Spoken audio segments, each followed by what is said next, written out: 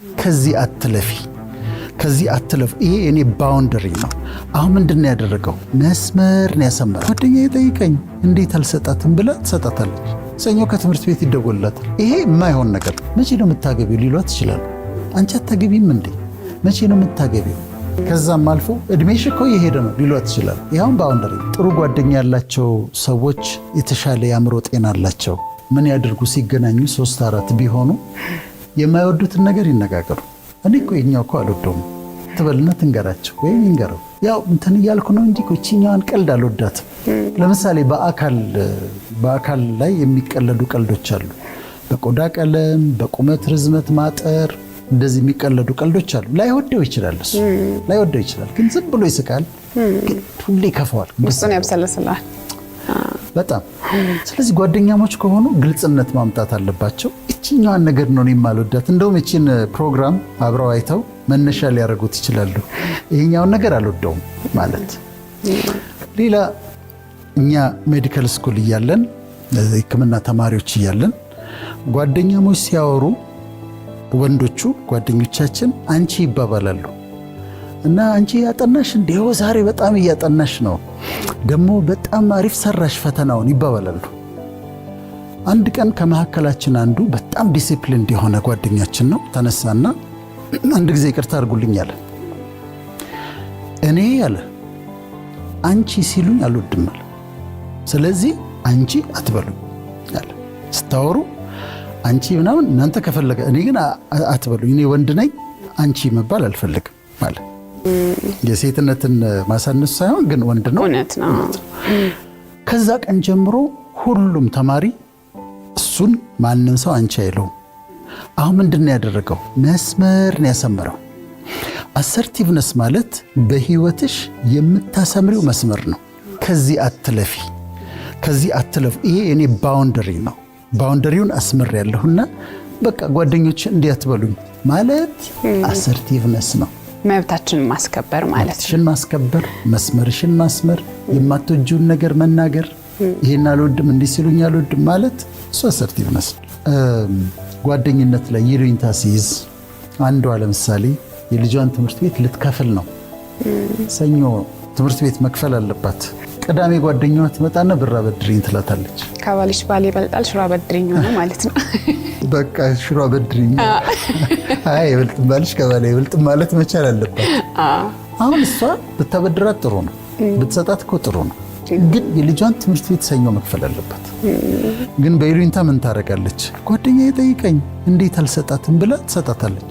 ሰኞ ከትምህርት ቤት ይደወልላታል ይሄ የማይሆን ነገር ነው ስለዚህ ማስረዳት ፓሲቭነስ አግሬሲቭነስ እና አሰርቲቭነስ ናቸው አሰርቲቭነስ በትህትና አስረድተሽ በአክብሮት ኖ ስትይ ነው አግሬሲቭነስ ለምሳሌ አውሮፕላን ውስጥ ገብተሽ ወንበርሽ ላይ ከተቀመጠው ሰውዬ ጋር ከተጣላሽ ነው ወንበሬ ነው ተነሳ ምናምን ብለሽ ከተጣላሽ አግሬሲቭነስ ፓሲቭነስ መሐከለኛው ወንበር ላይ በቃ ምንም ማድረግ አልችልም ብለሽ ስትቀመጪ ፓሲቭነስ ነው ከነዚህ ሁሉ በጣም ጥሩ አሰርቲቭነስ ሲኒማ ቤት ገብተሻል እንበል ሲኒማ ቤት ገብተሽ ከኋላሽ የተቀመጠው ሰውዬ እግሩ እንደዚህ ያጫወተ እግሩ ይነቃነቃ እና እግሩን ሲያነቃንቅ ወንበሩን ይመታዋል ጓ ያደርጋል አሁን ፓሲቭነስ ከሆነ የምትከታዩ ጸጥ ብለሽ እንደተቃጠልሽ ዝም ብለሽ ጨርሰሽ ትወጫለሽ አሰርቲቭ ኮንሽንስ ዞርቲና እንትን ጫማ እየረበሸኝ ነው ሶሪ ብለሽ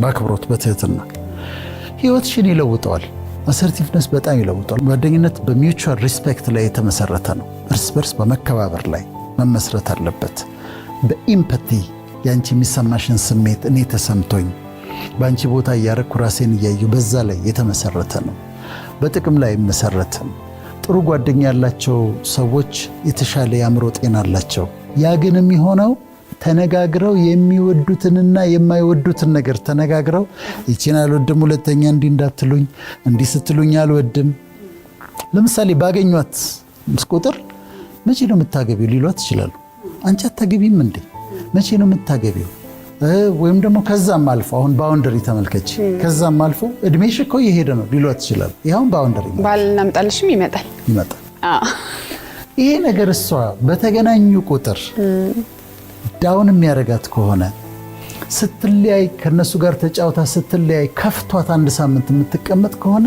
ሻሱ ተልተም ይሄን ነገር እኮ አልወደውም ማለት አለበት። በግልጽ ካደረጉት ከዛ በኋላ ተከባብረው ህይወታቸውን ኢንጆይ ያደርጋሉ። ደስ ይላል በጣም። አንዳንዴ ሁሉን ነገሮች ይሄን አድርግ ሲባል እሺ፣ ይሄን አድርግ እሺ፣ እዚህ ሂድ እሺ፣ ይሄንን ውጣ፣ ይሄን ወረድ እሺ የሚል ሰራተኛና ኖ የሚል ሰራተኛ እኩል የሆነ አይነት ሁኔታ አለው ብዬ አላስብም ባሰሪው። ይሄን እንዴት እናስኪዳ? አይ ቲንክ ይሄኛው ከሁሉ የሚከብድ ይመስለኛል። አለቃ ነው ያ ሰው ከተሰጠው ጆብ ዲስክሪፕሽን የሥራ ዝርዝር ውጪ የሆኑ ነገሮችን እንዲሰራ ይጠየቃል። ደስተኛ አይሆንም። አሁን ምንድነው ማድረግ ያለበት? አንድ ቀን ሊታገስ ይችላል፣ 2 ቀን ሊታገስ ይችላል። አንዱ በስራ ቦታ ወርክ ፕሌስ በርናውት የሚባለው ወርክ ፕሌስ በርናውት ከሚመጣባቸው ነገሮች አንዱ ይሄ ነው። ከስራ ዲስክሪፕሽን ውጪ ከጆብ ዲስክሪፕሽን ውጪ እንዲሰሩ ሲታዘዙ ወይም ከሰዓታቸው ውጪ እንዲሰሩ ሲታዘዙ። አሁን እዚህ ጋር አሰርቲቭነስ እንዴት ነው የሚመጣው? አይጣላም ካለቃው ጋር። ከተጣላ አግሬሲቭነስ ነው። ዝም ብሎ አይገዛም። ከተገዛ ፓሲቭነስ ነው። አሰርቲቭነስ ግን ምንድነው የሚያደርገው? ጊዜ ጠብቅና በጣም በትህትና ሆኖ በአክብሮት ሆነ አለቃውን እኔ ስራዬ ይሄ ነው፣ ተጨማሪ ይሄን በመሰራበት ጊዜ ይቃጠላል፣ ለልጆቼ ጊዜ መስጠት አልችልም፣ እማነብበት ጊዜ ይወሰዳል እና እነዚህ ነገሮች ቢነሱልኝ። አሁን አሰርቲቭነስ ላይ ምን አለ መሰለሽ? አክብሮትና ትህትና አለ፣ ጥበብም አለ። ገብቶ በጥበብ በአክብሮት በትህትና ያ ነገር እየጎዳው እንደሆነ መናገር አለበት። ፓሲቭ ሆኖ ግን እዛ ሄደሽ ይሄን አድርግሽ ይሄን አድርግሽ እሱ እያስደሰተ ነው ይመስለው፣ ግን ውስጡ ከፍቶታል። አለቅየው ደግሞ ላያውቅ ይችላል እኮ እየተጎዳ እንደሆነ አለቅየው ላያውቅ ይችላል። ስለዚህ አሰርቲቭ ስትሆኚ ጥበበኛ ሆነሽ በአክብሮት በትህትና ትገቢና ይሄኛው ነገር አይመቸኝም፣ ሌሎች ቢሰሩት ቤተሰብ ይጠብቀኛል፣ የማንበቢያ ጊዜን ይወስዳል እና እንደው ይህን ብታስተካክልልኝ ታያለሽ። ከዚያ ያስተካክልሽ እና ስራ ቦታ ላይም ኖ ማለት ሳይሆን ይሄ አግሬሲቭ የሆነ ኖ ሳይሆን ስራሽ እንዳታጪ በአክብሮት በትህትና ነገሩን ማስረዳት በጣም አስፈላጊ።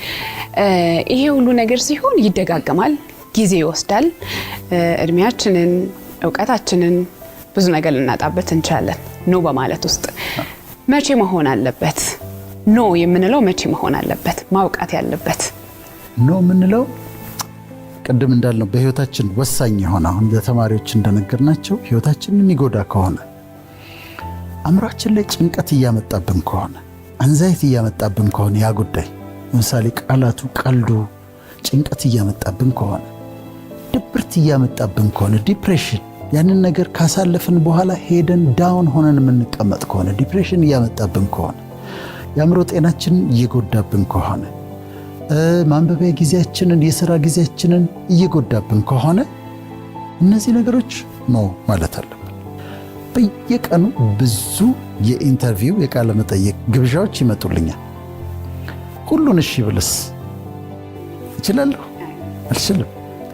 አንዳንዶች አዲስ ፕሮግራም ጀምረው ያው እንዲታይ ከመፈለግ ከመውደድም ግን አሁን ሁሉንም እሺ ካልኩኝ መቼ ነው እኔ ሪፊል የማደርገው? መቼ ነው የማነበው? መቼ ነው የማሰላስለው? መቼ ነው ቀደሙ ምጨምረው ደግሞ? ስለዚህ አሁን ሁሉም ጋር ልገኝ ካልኩኝ አይሆንም። እዚህ ጋር ካውንስሊንግ እንሰራዋል፣ እዚህ ጋር ማስተምረዋል፣ እዚህ ጋር ስለዚህ ሁሉ ሚዲያዎች ላይ መገኘት አልችልም። ስለዚህ ሲደውሉልኝ አስረድቼ እንዲህ ስለሆነ ነው በጣም ይቅርታ ጠይቃለሁ ግን አልችልም እላለሁ። ስለዚህ ጊዜያችንን የሚፈጅብን ከሆነ ገንዘባችንን የምናጣበት ከሆነ የልጆቻችን የምንሰጠውን ጊዜ የሚወስድብን ከሆነ ጭንቀት የሚያመጣብን ከሆነ ድብርት የሚያመጣብን ከሆነ ኦፌንድ ሳላረጋቸው ሳላስቀይማቸው ነው ማለት ግን እችላለሁ።